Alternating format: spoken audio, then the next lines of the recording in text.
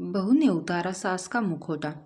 अभी रानिया की शादी को कुछ ही हफ्ते हुए थे और उसने पूरे घर को अच्छे से संभाल लिया था। बहू तो यह है, बाहर के कमरे और बालकनी का झाड़ू पोछा रहने दे, मैं लगा लूँगी। रानिया जैसे ही पूरे घर की साफ सफाई करके कमरे के बाहर के कमरे में आई, उसकी सास रमा जी ने उसे टोका। अरे मम्मी जी, आप क्यों करेंगी, मैं कर देती हूँ ना, बस यही कमरा और बालकनी तो बचे हैं। आप यहाँ कुछ काम कर रही थी, इसीलिए मैंने आपको डिस्टर्ब नहीं किया। रानिया बोली, तू अंदर जाकर कपड़े धो ले, तब तक मैं यहाँ बाहर का झाड़ू पोछा कर लेती हूँ। रमा जी ने रानिया के हाथ से झाड़ू लेते हुए कहा, कुछ मिनट लगेगा मम्मी जी, फिर कपड़े भी धो लूँगी। लगाइए, मैं लगा लेती हूँ। रानिया ने कहा, नहीं नहीं मेरी प्यारी बहू को लोगों की नज़र लग जाएगी, तू अंदर काम देख ले। रमा जी ने बड़े प्यार से कहा। रानिया की शादी हुए अभी कुछ ही दिन हुए थे। ससुराल में सास ससुर और ननंद थे। उसके ससुराल में सब काम हाथ से ही करना होता था, जबकि रानिया के मायके में यह सब काम करने के लिए काम वाले थे। फिर भी शादी के अगले दिन से ही रानिया ने घर के कामों में सबकी मदद करनी शुरू कर दी थी। लाओ भाभी, बाहर बालकनी में मैं कपड़े सुखा देती हूँ। रानिया जैसे ही ढेर सारे कपड़े धोकर उठी, उसकी ननंद काव्या ने धुले हुए कपड़ों की बाल्टी लेने के लिए हाथ बढ़ाया। अरे दीदी, मैं सुखा दूंगी ना, बस हो ही गया है, आप कुछ और काम देख लीजिए। रानिया बोली, नहीं भाभी, कपड़े मैं सुखा दूंगी, हमारी प्यारी भाभी को लोगों की नज़र लग जाएगी। आपको कुछ काम करना ही है ना, तो ठीक है, अब बर्तन मांज लीजिए। काव्या ने बड़े प्यार से कहा। अरे दीदी, ऐसे किसी की कोई नज़र लगती है क्या, एक एक काम तो पूरा कर लूँ।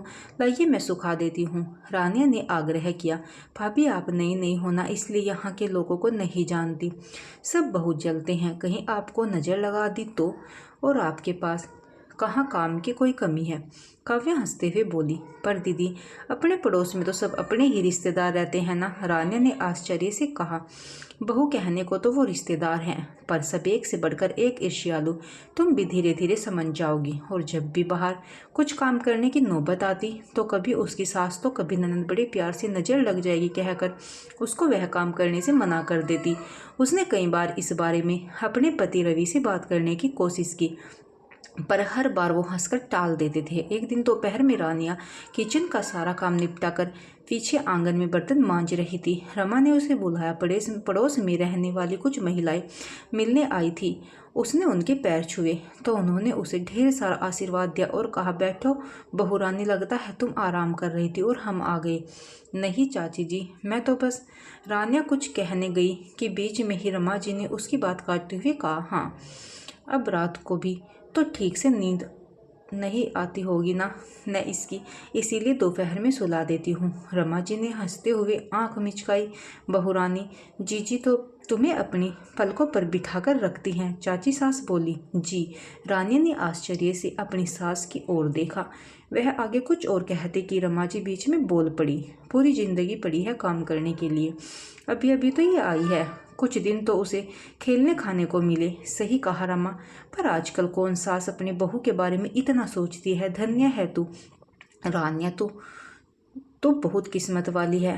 ताई सास बोली, मैं तो हमेशा ही इसको बोलती हूँ कि यही दिन है आराम करने के लिए, फिर तो एक बार घर गृहस्थी में लग जाएगी तो कहाँ का आराम। अभी तो वैसे भी मेरे साथ काव्या पूरा काम संभाल लेती ही है। रमा जी मुस्कुराते हुए बोली। यह सुनते ही रानिया स्तब्ध रह गई। वह कुछ कहते इससे पहले ही रमा जी फिर बोल उठी। अच्छा बेटा, जा अपने हाथ से बढ़िया सी चाय बना ला, सबको अच्छा लगेगा कि बहू ने खुद उनके लिए चाय बनाई है। देख, चाय पत्ती शक्कर के डिब्बे वही रखे हैं। काव्या, जा भाभी की मदद कर दे। रमा जी ने ऐसा दिखाया जैसे रानिया को किचन के बारे में कुछ पता ही नहीं है।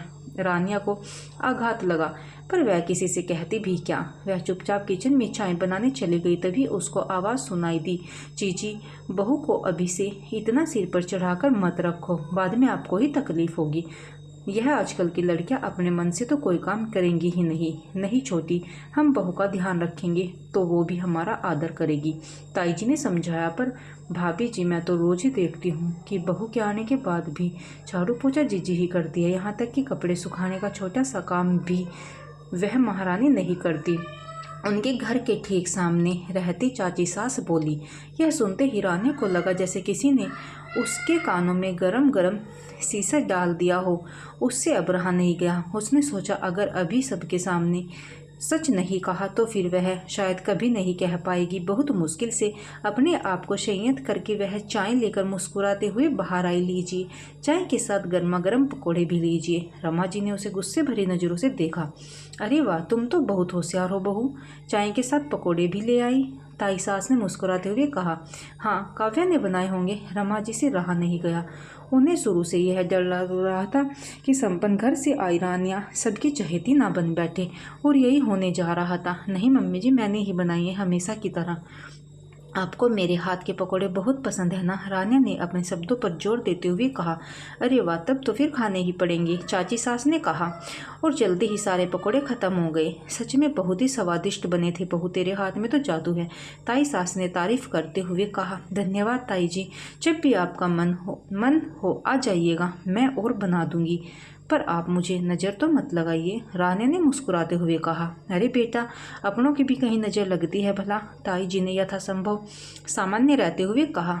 ताई जी गुस्से में खड़ी होगी। अक्षमा कीजिए ताई जी, मेरा आशय आप लोगों को दुखी या अपमानित करने का नहीं था, पर जब से मैं शादी होकर आई हूँ तब से यही सुनती आई हूँ कि तू बाहर मत निकल, अंदर के ही काम कर, बाहर रिश्तेदारों की नज़र लग जाएगी। मैं पूरे घर का झाड़ू पोछा, कपड़े बर्तन, खाना बनाना सब काम अकेले ही करती हूँ, बस बाहर आप लोगों के सामने नहीं।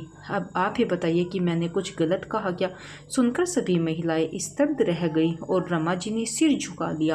रमा, मुझे बहुत दुख हुआ कि तुम हम लोगों के बारे में ऐसा सोचती हो। अपने रिश्तेदारों के प्रति बहू के मन में गलत भावना भरोगी तो वह किसी से कैसे संबंध निभा पाएगी? दुखी स्वर में ताई जी ने कहा। देख रमा, मैंने हमेशा तुझे अपनी छोटी बहन माना है, इसलिए तुझे यह सब समझा भी रही हूँ। बहू तो बेटी के समान होती है, उसके साथ शुरू से ही जैसा व्यवहार करोगी वैसा व्यवहार उससे भी पाओगी। ताई जी बोली। मुझे माफ़ कर दीजिए भाभी जी। रमा जी रुआसी हो गई। माफ़ी तुम्हें रान्या से मांगनी चाहिए, और हाँ, हमें इतना सम्मान देने के लिए धन्यवाद।